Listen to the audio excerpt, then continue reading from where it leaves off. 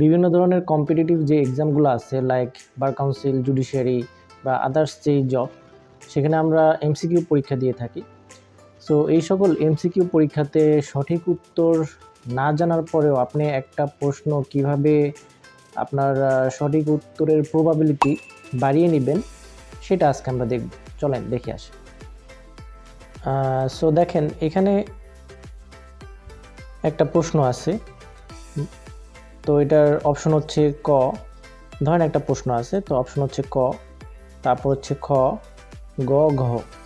এখন আপনি সঠিক উত্তর দাগাবেন। এখন চারটা থেকে যদি আন্দাজে একটা সঠিক উত্তর দেন, তাহলে দেখা যায় আপনার সঠিক উত্তর হওয়ার প্রবাবিলিটি হয়ে যায় 25%।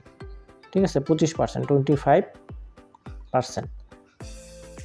আর যদি আপনি প্রসেস অফ এলিমিনেশনের মাধ্যমে এটা মেকশিওর করেন যে এই ঘ অ্যান্সারটা হবে না, এটা যদি বাদ দেন, হ্যাঁ, তাহলে আপনার এই তিনটার মধ্যে যে কোনো একটা সঠিক উত্তর।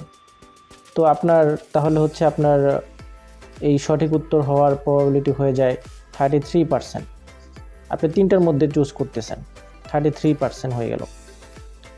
এখন আবার যদি এরকম হয় যে এই গটাও সঠিক উত্তর হবে না, তাহলে আপনার অপশন থাকতেছে দুইটা, ক এবং খ।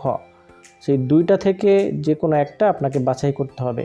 এইভাবে যদি আপনি বাছাই করেন তাহলে আপনার সঠিক উত্তর হওয়ার সম্ভাবনা থাকে হচ্ছে 50%।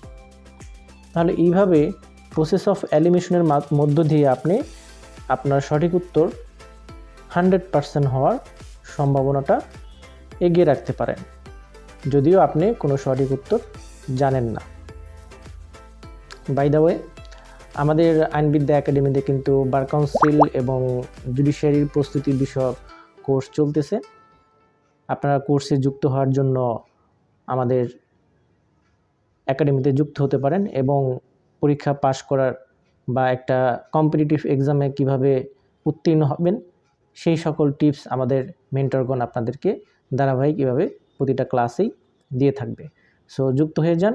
কমেন্টে দেওয়া যেই লিঙ্ক আছে বা আমাদের যে ফেসবুক পেজ আছে, এখানে মেসেজ করলেই আপনারা কোর্সের বিস্তারিত পেয়ে যাবেন।